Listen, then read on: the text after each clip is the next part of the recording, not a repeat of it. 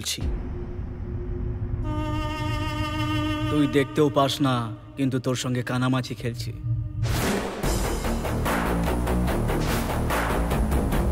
কোথায় লুকিয়ে আছিস রে তুই?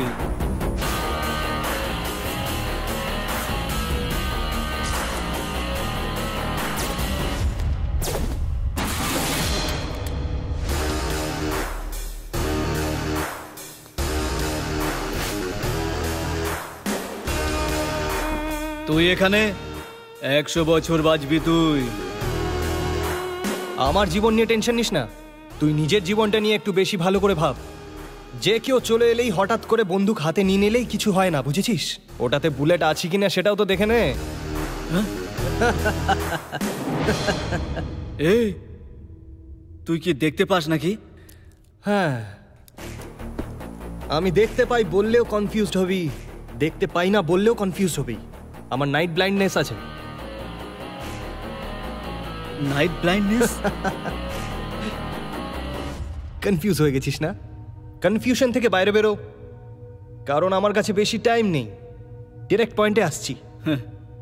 তুই নিজের কথা রাখ, তার আগে আমার কথা শুনে নে। ওই রঘুবীরকে যে মারার সুপারি দিয়েছিল, সে বলছে রঘুবীরকে আমি মারিনি, তাই সুপারি টাকা দিতে চাইছে না এখনো। আর তার কারণ হলি তুই। এটা কি বস, এটা কোনো বড় ব্যাপার নাকি? ছাড়, আমি ক্লিয়ার করছি। রঘুবীরের ভাই বিঠল দাসকে কোথায় পাবো, এটা তুই আমায় এক্ষুনি বলবি। খাসি কষায়ের ঠিকানা জিজ্ঞেস করছে দেখছি। ওর চোখে রঘুবীরকে যে মেরেছে সেটা হলো তুই। ও যে কোনো সময়ে তোকে তুলে নিতে পারে, একটু সাবধানে থাকিস। ও আমাকে তুলবে তার আগে আমি ওকে তুলে নেব। আরে গাধা, ওকে মারার জন্য আমি অলরেডি সুপারি নিয়ে নিয়েছি, প্ল্যান তৈরি আছে, এখন শুধু মারা বাকি, বুঝলি? গুরু, আমাদের দুজনের মধ্যে কিসের লড়াই? তুমি রঘুবীরকে মারলে তাতে আমার লাভ হয়েছে ঠিকই, এবার বলো বিঠল দাসকে কোথায় পাবো? আমি ওকে মেরে ওই ক্রেডিটটা তোমায় দেব, তবে হবে হিসাব বরাবর। ওকে এখন কোথায় পাবো?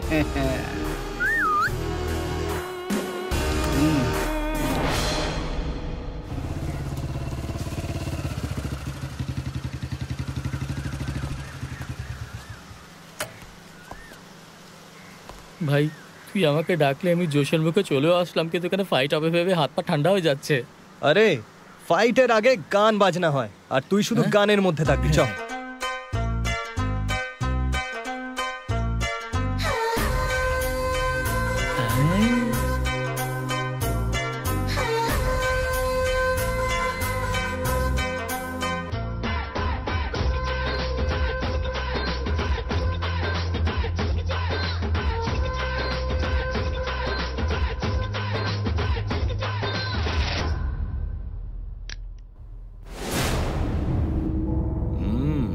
তুই তাহলে সেই শার্প শুটার? হ্যাঁ, সবাই তো এটাই ভাবছে। এই তুই ইয়ার কি করছিস? হ্যাঁ, ভাইয়ের সঙ্গে ইয়ার কি করছিস? ভাই তুমি শুধু একটা ইশারা করো, এক্ষুনি ওর খুলি উড়িয়ে দেবো। আমার দাদার হত্যাকারী এত সহজে মরতে পারে না, ঠিক জমবে না ভাই। লাকি বয়, তোর মৃত্যুর তারিখ তোর কাছে এগিয়ে আসছে। তোর মনে যা যা ইচ্ছে আছে সব পূরণ করে ফেল, time is very short. See you সুন।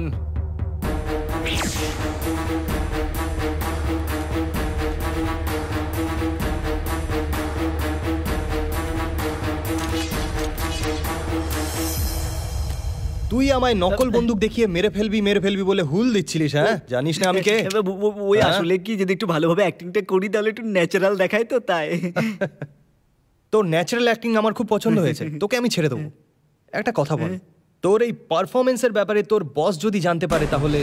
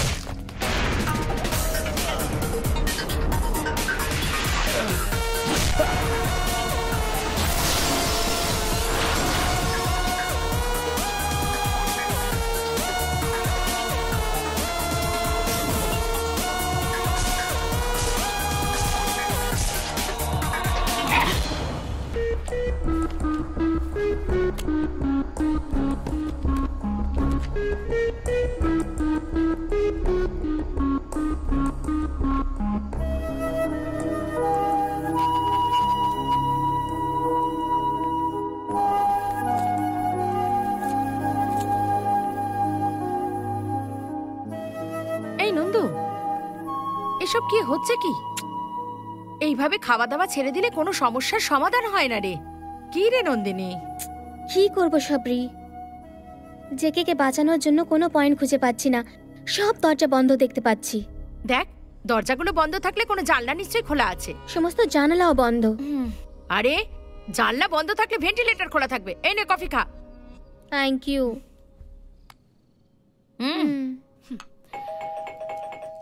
একটু দেখ না কে এসেছে।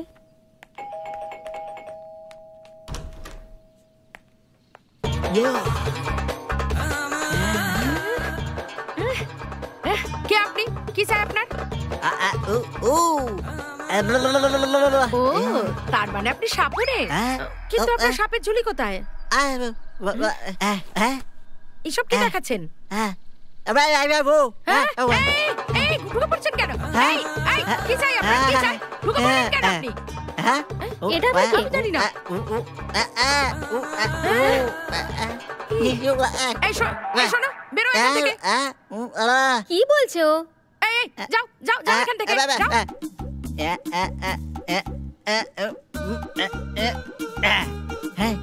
তুমি যেই ছেলেটাকে ভালোবাসো সে রাতে দেখতে পায় না?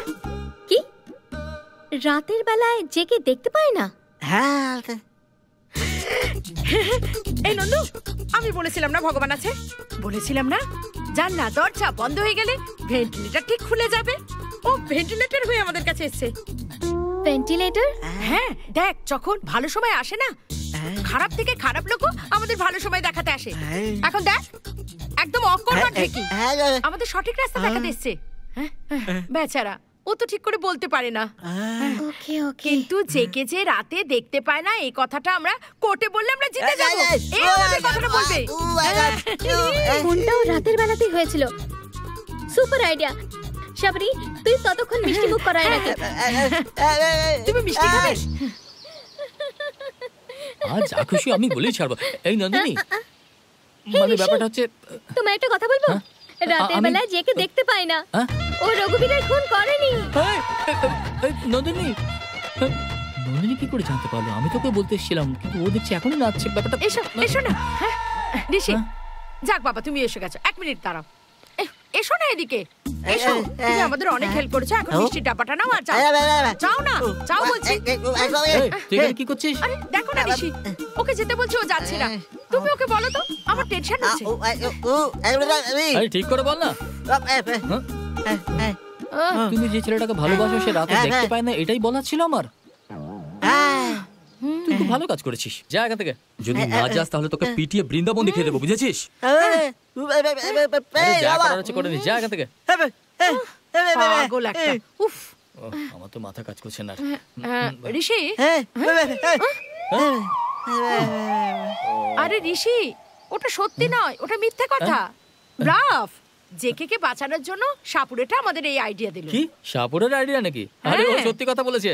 এটা বলার জন্যই তো আমি এখানে এসেছি। জেকে রাতে কিছু দেখতে পায় না। কি বলছো তুমি? ওরে বাবা রে, আরে জেকে সত্যি রাতে কিছু দেখতে পায় না।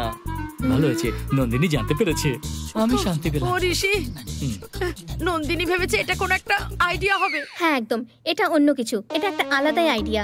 জেকে কে বাইরে বের করার জন্য এই আইডিয়াটা কাজে দেবে, তাই না? মানে জেকে রাতে দেখতে পায় না এটাই প্রমাণ করতে চাও তুমি, তাই না? ইয়েস। আইডিয়া তো বেশ ভালো, কিন্তু এটা এত সহজ নয়।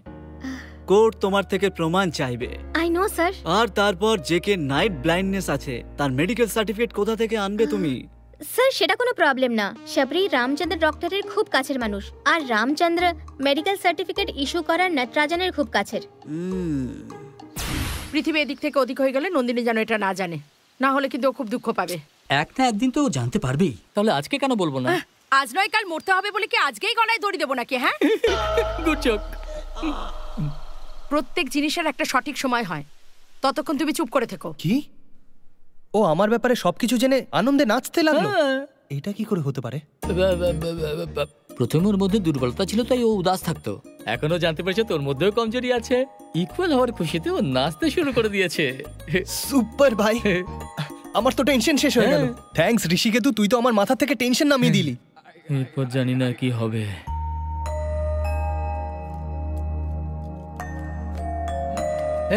কোথায় যাচ্ছিস তুই? ফিরে এসে বল।